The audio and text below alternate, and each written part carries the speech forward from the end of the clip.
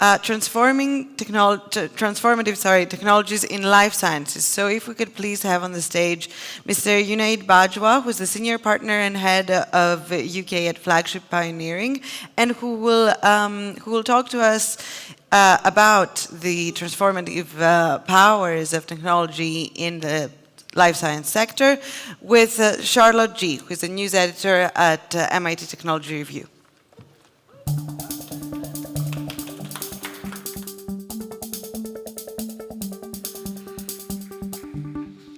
Okay, hi everyone. Thanks for joining me, Junaid. Thank you very much for having me. Yeah, so I guess let's dive right in with, can you tell us a bit more about Flagship? What do you do? Yeah, and I'm not sure how many people in the room have heard of Flagship necessarily. So Flagship is a company that builds companies. We've been around for about 25 years. We typically create 6 to 8 new companies a year, push out about 500 new patents a year. The most famous of our companies is Moderna, which many of you have probably heard of. And about 30 of the companies that we've created over the last 25 years have gone public. So it's a company that focuses on breakthroughs, essentially, at the intersection of science, technology, innovation, and business. We have a model by which we only really invest in our own science and our own expertise. So we have a network of about 9,500 scientists across the world who are actively all the time thinking about origination ideas. And we have a process that we go through that ultimately leads to both venture creation and growth. Everything that I've described up until very recently has only been focused around the Boston ecosystem, so things that haven't been happening in the US. And more latterly, we've been thinking about what might we be able to do if we could have access to and work with other ecosystems. The UK being a route into Europe, the Middle East, and North Africa, and we've also established a base in Singapore. So I have the privilege of heading up what we do in the UK, and I'm happy to talk a bit more about that if that's helpful. Yes, yeah, I mean, absolutely. Well, thank you for the Moderna vaccine. I'm sure I'm not the only one who I claim 0 credit. Who had one of those. But to you right now, perhaps on the ground in the UK or not, what are the most exciting uses of AI in healthcare currently? So maybe if I can give you some context for that answer. So I'm a physician scientist by training and background.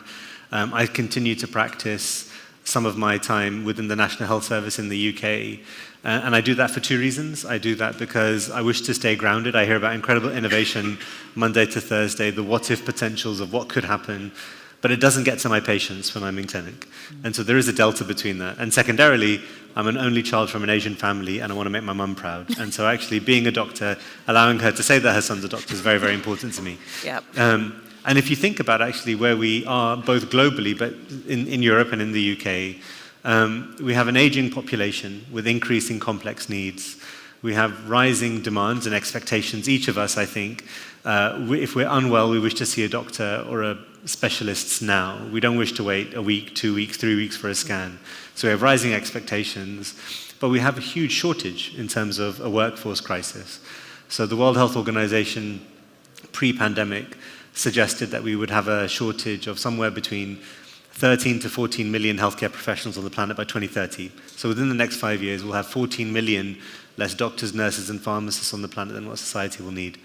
I would put it to you that post-pandemic, that number is much closer to something like 25 million. So we have a 25 million gap around supply and demand. We have increasing aging populations with increasing complex needs and rising expectations across citizens, and we just don't have the workforce that's going to match that.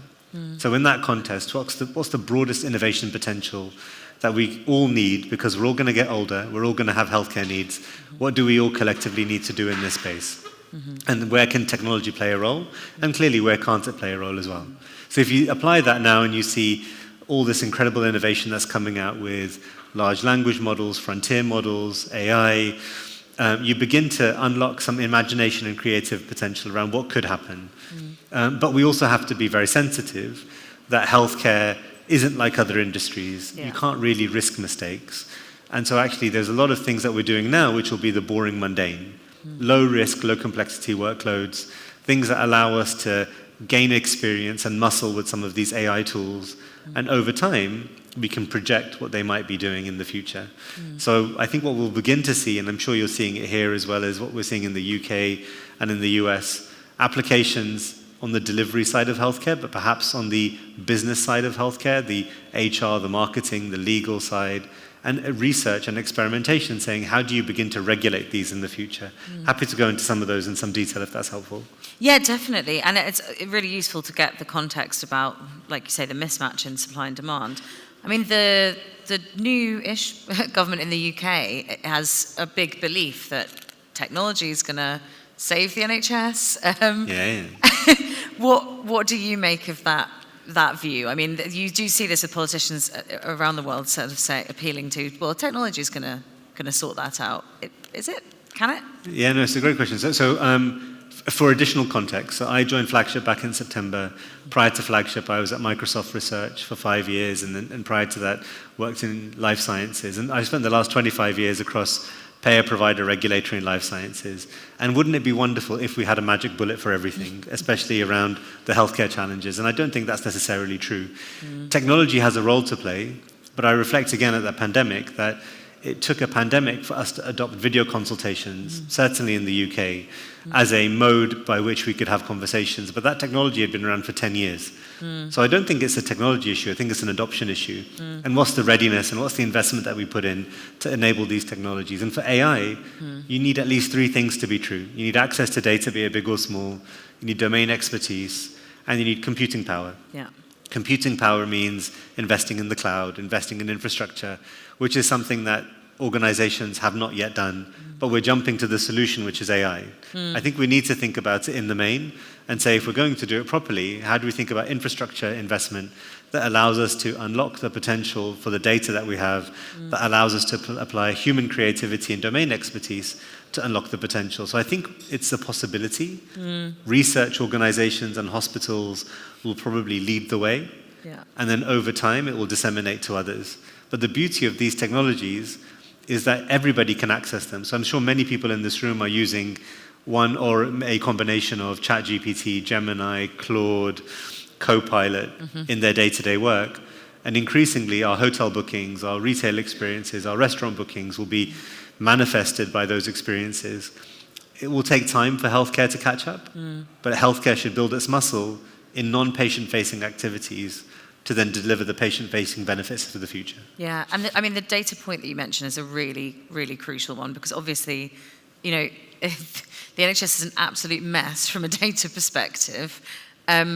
What needs to, and I'm sure it's, you know, not the only healthcare institution that has kind of data in lots of different buckets and systems that aren't interoperable, you know. Is it even really possible to implement AI into that environment, or do you need to rebuild? Are there things you need to rebuild, and then that's before we even get into are people willing to give their data for this purpose? Yes, I mean, I don't know. I feel like I've thrown a lot of challenges at you there. So I think the answer is it depends. Right. Yeah. So I think you can apply the tool in different settings to get what you need as a consequence of it.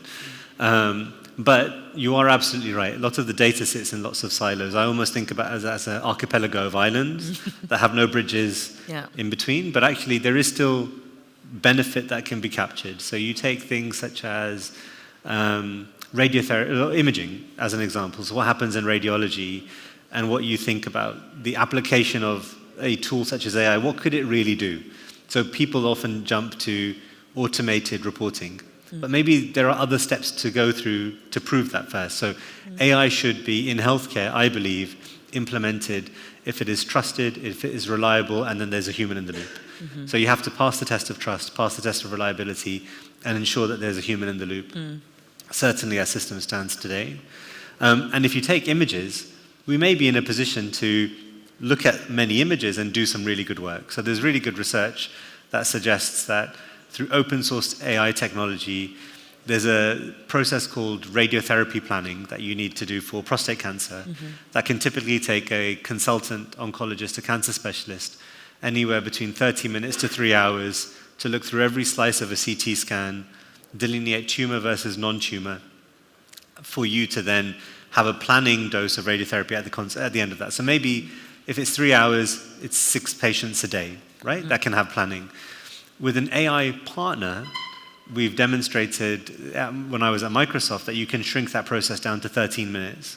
Wow. So that whole thing now, 6 patients an hour, presumably could have it to the extent that this project is open source and it was retweeted by a prior Prime Minister, Rishi Sunak, as a good thing. But could we scale that? That's the hard bit. So ideas are relatively free. Implementation of amazing ideas and how you scale them, I think, is the trick. And actually, we should all want our healthcare systems to begin to think about scale of these technologies and the application of these in different domains, drug discovery, development, and others. So much is happening at such pace. We just need to unlock the potential over time.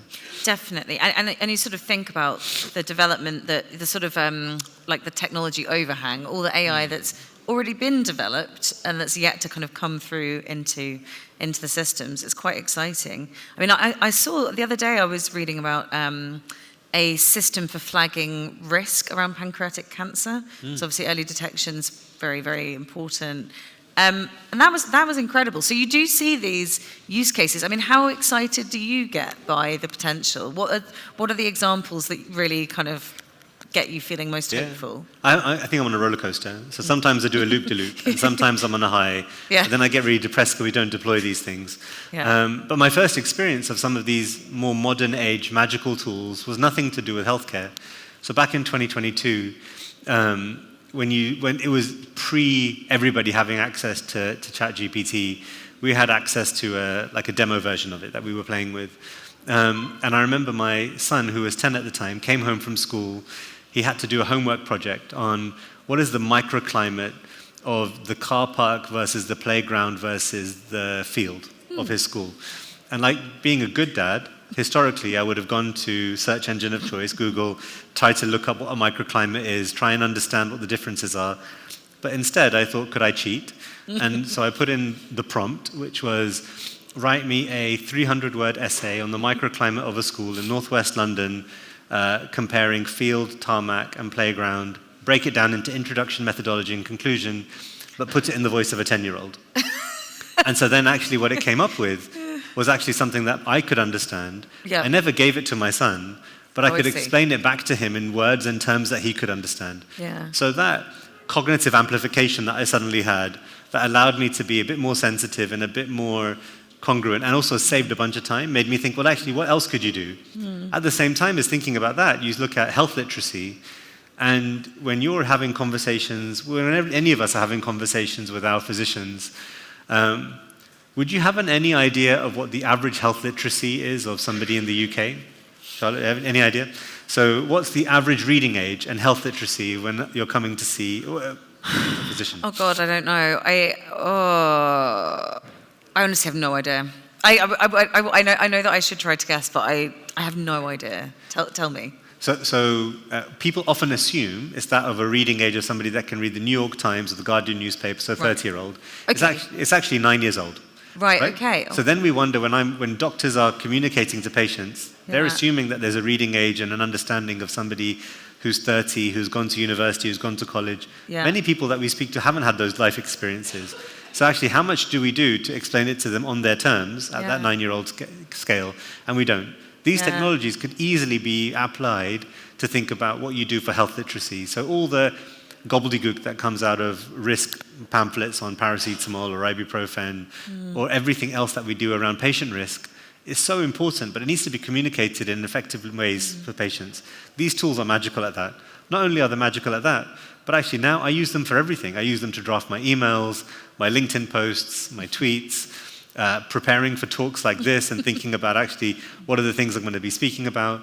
And the things that would have taken me 3, 4, 5 hours probably takes like 5-10 minutes. But it's a muscle that I'm gaining. And the way that my kids are now using these is fundamentally imaginative versus how I would think about it. I worry for them as well at the same time. And does it reduce some of their ability to search, inquire? But actually, what does it do to unlock human potential and other things, I think is massive. Yeah. I'm kind of really, I thought for a split second there you were going to be like, I gave my son this 300-word essay. He submitted it. Nah. He's doing very well now. I love I'm it. not that bad. But obviously it's now, there's a lot of talk about this, the use of ChatGPT in education. Yes, we're definitely entering a very different world. I do want to get into the implication on jobs and the workforce.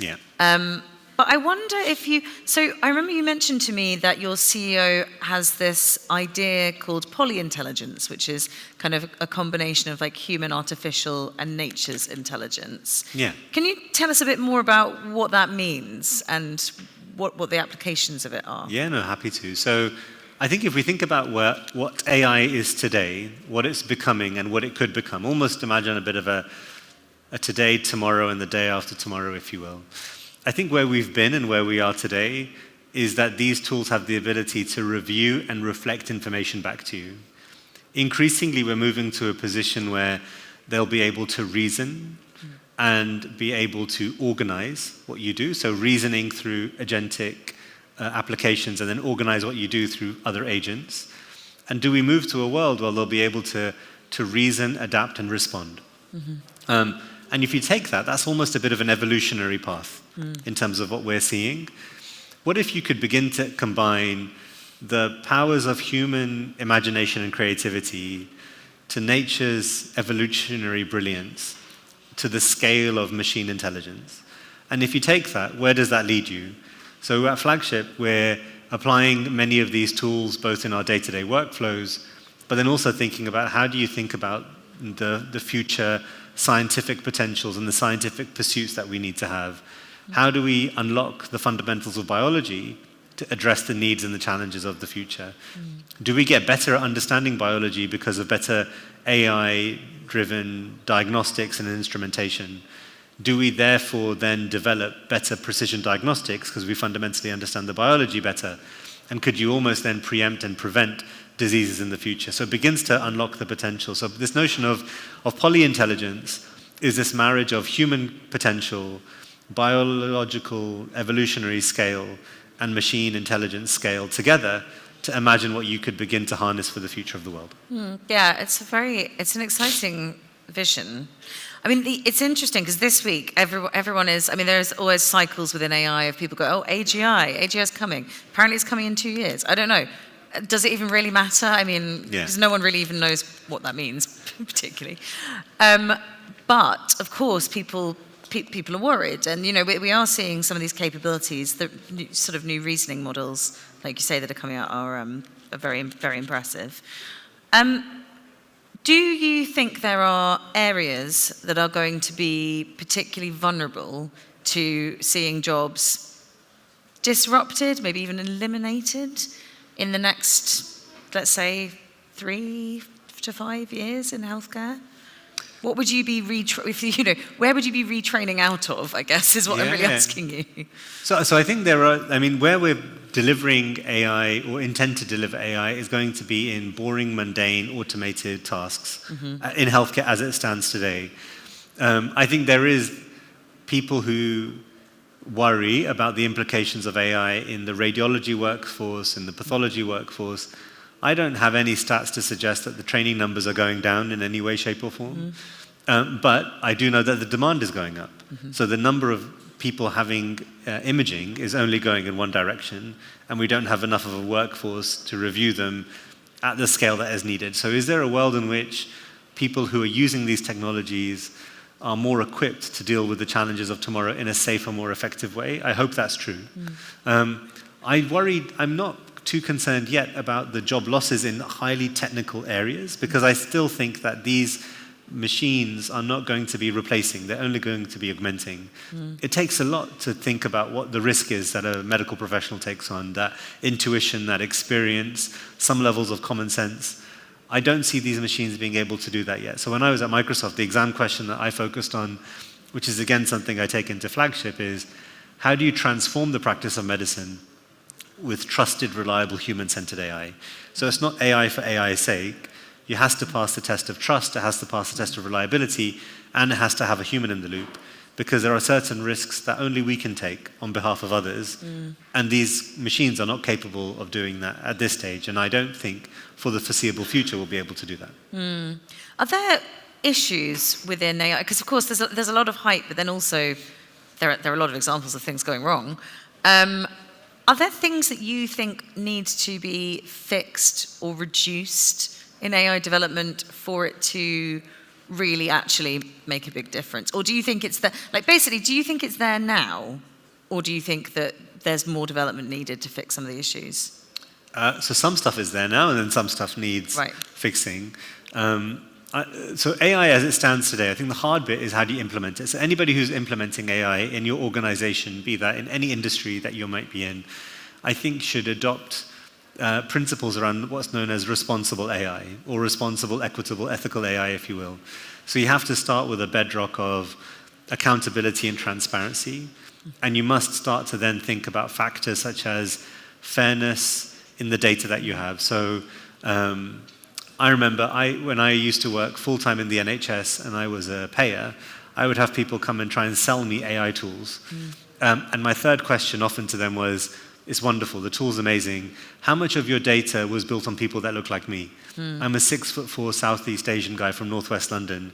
And the answer was, there are 0 people like you in our data set. And actually, we don't have fairness in our data. We don't have heterogeneity in the data. So until you pass that test, is it really going to be applicable to Southeast Asia? Is it going to be applicable to other populations who often don't have access to the same data manifestations that we have in other parts of the world?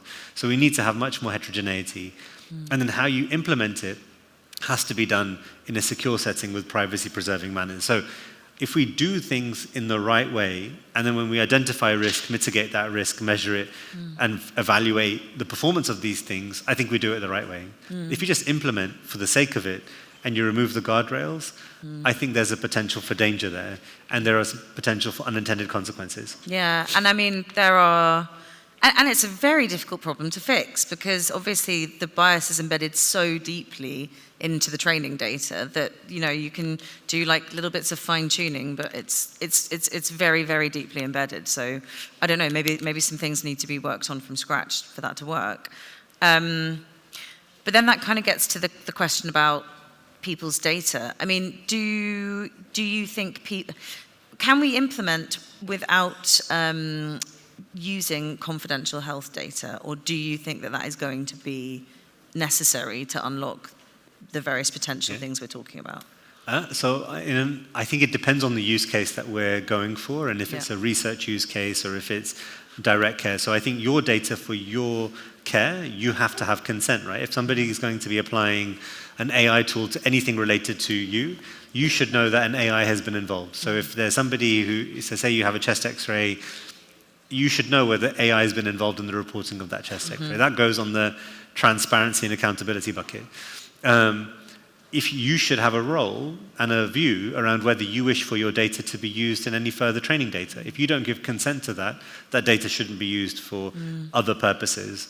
So I think in Europe, certainly with GDPR and with some of the rules and regulations that we have around data use, we're in a good space. What we need to think about is, whilst we have those guardrails, how do we still think about what we need in order to build effective models that allow us to augment the potential for clinical delivery or life science research in the future? And I think we have the mechanisms by which we do it. We just need to deploy them and think very thoughtfully around both ethical implications, responsible implications, and what we do with this AI, and do it transparently with people, public, and professions.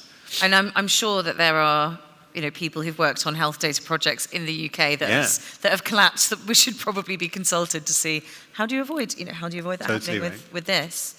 I want to talk actually, just as a brief aside, about, I mean, I'm definitely noticing that AI is making robots more capable, smarter, easier to train. Do you think advances in robotics are going to hit medicine? And I know we already have surgery, some robotic surgery. Can you see that happening? And if so, what kind of things do you think robots could do? I mean, there's lots of things that robots could do, right? There's one world in which we kind of go towards Terminator, and then there's another world in which we think about other applications. And we see the rise of investments in robots across the world, right? We see what's happening with Optimus, with Tesla. We see what's happening in China.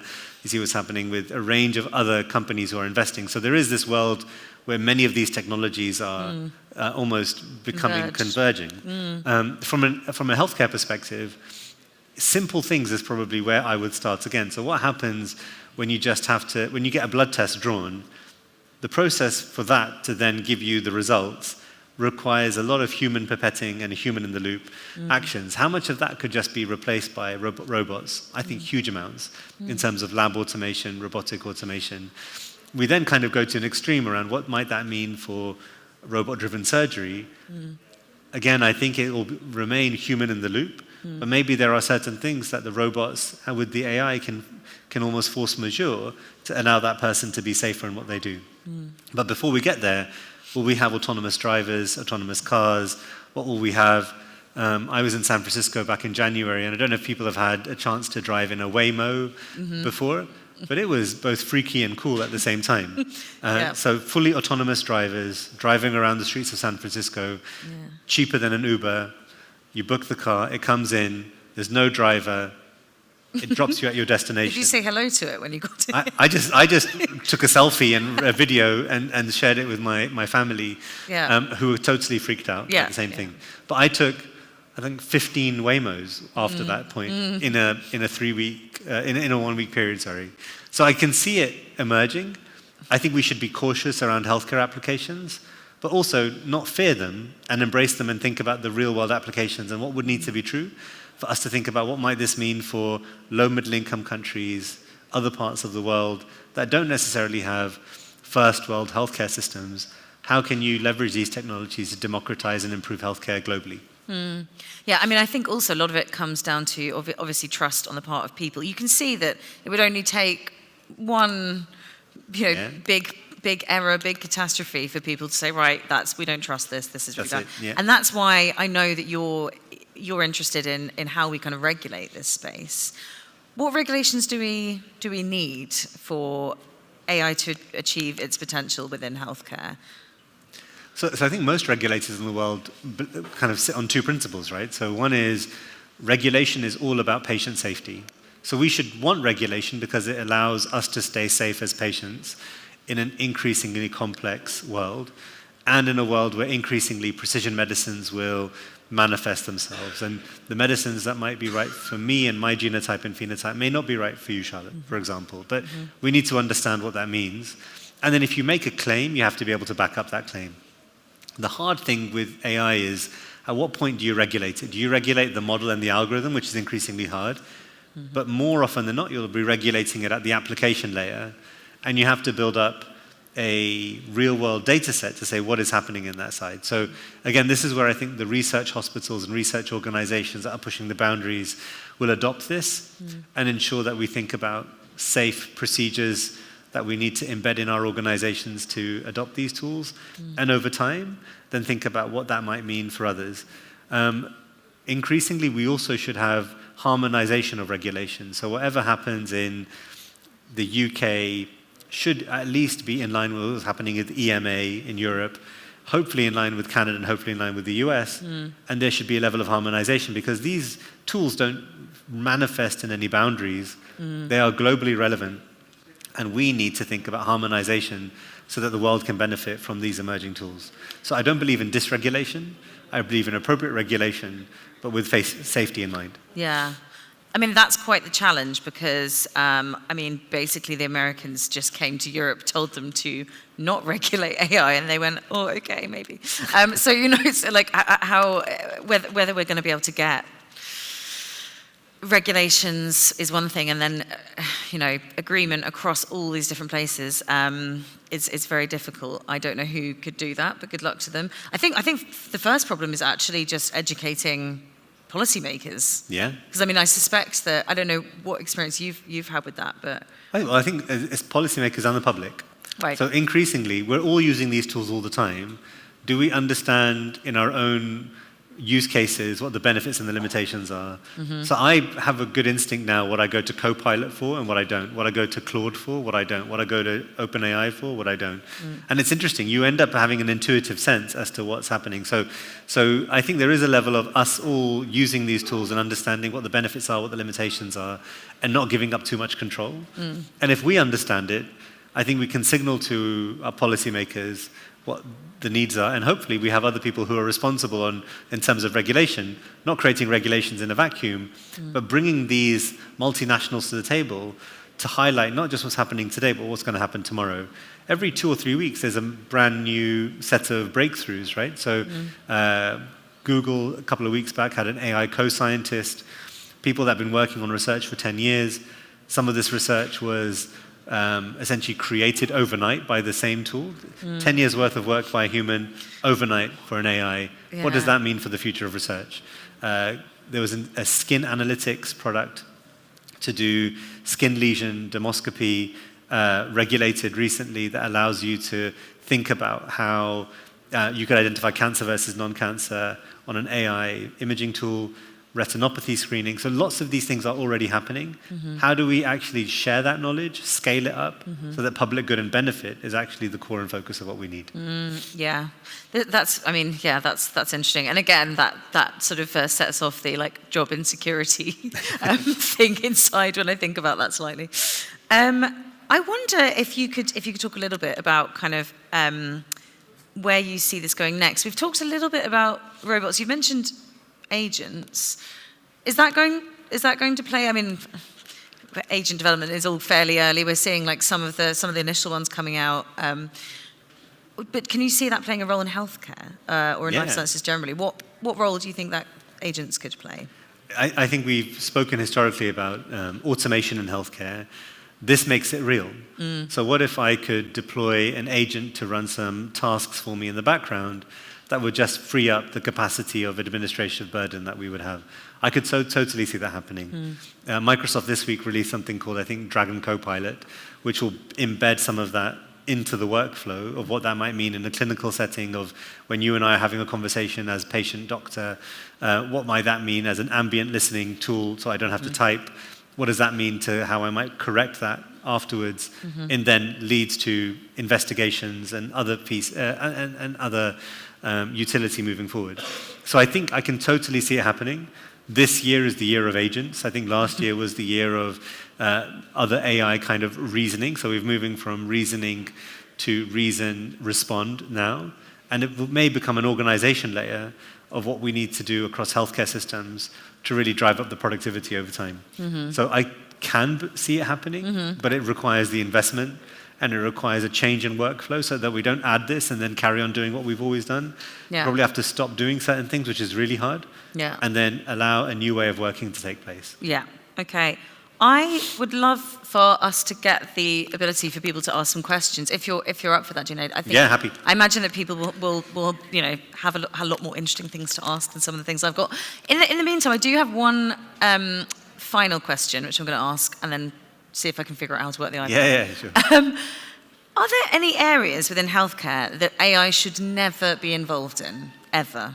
And if so, what are those areas in your view? I think that's a really hard question. I think because you could have AI involved in some aspects of things, but that final decision should always have a human in the loop, in my view. So if you're thinking of end-of-life decisions or life and death situations, which can happen, you may want some computing power to help you make certain assumptions, but the final decision should be the human in the loop. Outside of this, you could argue that do we have enough data and are we responsible enough to truly understand what's happening in the space of mental health? And actually, are these just augmentative tools or are they decision-making? I think they are far more augmentative tools, acting as additional agents to add to my cognitive burden that I have and releasing me from some of that burden than they are decision-making. But jury's out for me around if there's things that you would say totally no. I could see many applications for most things that I do day to day where these tools could help both in my flagship role and indeed in my clinical role. We've kind of following on from that kind of neatly, Tassos has asked a question, which is, when should we expect robo-doctors taking over? Could traditional diagnosis get completely phased out?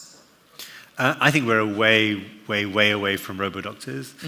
In terms of diagnosis, it's interesting. The way that I studied medicine, so I finished my medical school in 2004, and I didn't really learn about genomic medicine. I didn't really learn many things in terms of what we're thinking about the medicine of today. And so medicine itself is changing. The way that I would understand what diabetes is would be based on what I would have historically learned.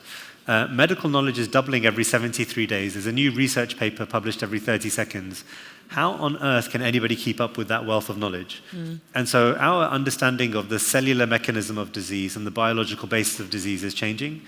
So it could well be that the way that we think about the traditional diseases of the past, our understanding of them will fundamentally change based on the genotype, the genetics, the phenotype, the environment, and the circumstances in which we live. And so I can see that happening now already. Some of these tools are pretty good, that if you put in some of your features, they'll give you a reasonable response, and also safety net around you to say, I'm not a doctor, and I encourage you to go see a doctor or a nurse or a pharmacist about this, but here's a set of ideas that you need to consider. And it's all about the prompt that you put in. The prompt that patients might put in themselves could be different to the prompt that the doctor puts in, and I think that's where the difference comes in. And so I already have patients coming to me who'll say, ChatGPT told me this. Isn't it this that I have? Yeah. And I have to wind back and say, it could be that, but maybe it's something else. Yes, that is going to be the new thing. It's going to be rather than I Googled it, ChatGPT told me I have this. Yep. But, I mean, to be fair, you can see, if you probe these models and try and get them to give you diagnoses, they're getting a bit better at being like, wait a minute, you need to talk to a doctor. And I've got another question here. This is very specific. I'm hoping that you understand this better than I do. It's from Basilis. It's, what do you think about the potential benefits and challenges of emerging AI models like Evo2 from ARC, Boltz from MIT, and OpenCRISPR? I sort of understand some of that, but not all of it. And what do I think about the potential benefits and challenges of these emerging AI models? So and on the benefit side, isn't it wonderful that we have ongoing research that is pushing the breakthroughs of what the potential applications of these could be? The limitation is how much of that is adopted at scale and has the impact that it has. And one thing that I think deeply about is benchmarking. So the moment that a new Evo 2 comes out, how do you benchmark that against the next generalizable tool that OpenAI is going to give or Gemini is going to give? And how do you assure yourself that you're as good as, if not better than, that? And it becomes a bit of a leaderboard race. But we have to maintain that balance and also think about how do you think of those benchmarks and what are you assessing against? And we don't really have globally referenceable benchmarks in every single domain in the world, which comes back to the data piece. Yeah. Like, should we and should countries and regulators create benchmark data sets that allows you to think about what the breakthroughs are and benchmark them against some standard? And I just got one final question to wrap it up. I know we can only really talk to the NHS within this context, but as a user of the NHS, is AI going to be involved in my care in any way over the next year?